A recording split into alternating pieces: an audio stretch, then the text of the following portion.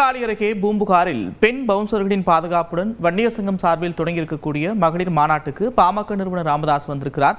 கூடுதல் விவரங்களோடு இணைக்கிறார் செய்தியாளர் ரகுவரன். விவரங்கள்.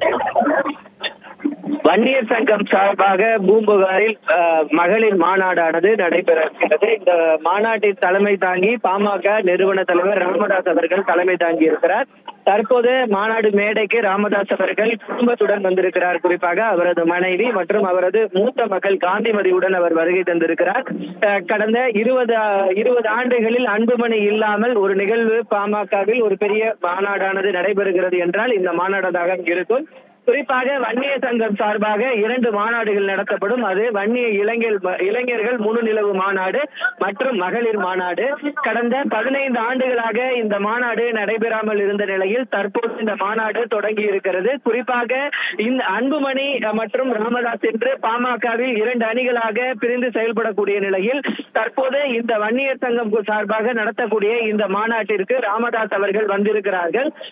அன்புமணி அவர்களுக்கு அழைப்பு விடுக்கப்பட்டிருக்கிறது என்று சொல்லப்பட்டாலும் இதுவரை அன்புமணி அவர்கள் வரவில்லை. அது மட்டுமில்லாமல் மேடையை சுற்றி பலத்த போலீஸ் பாதுகாப்பும் போடப்பட்டிருக்கிறது. அது மட்டுமில்லாமல் தனியார் பாதுகாப்பு பவுன்சர்களும் பெண் பாதுகாப்பு பவுன்சர்களும் தற்போது பாதுகாப்பு பணியில் ஈடுபட்டிருக்கிறார்கள். நன்றி ரகுவரன் விவரங்களுக்கு.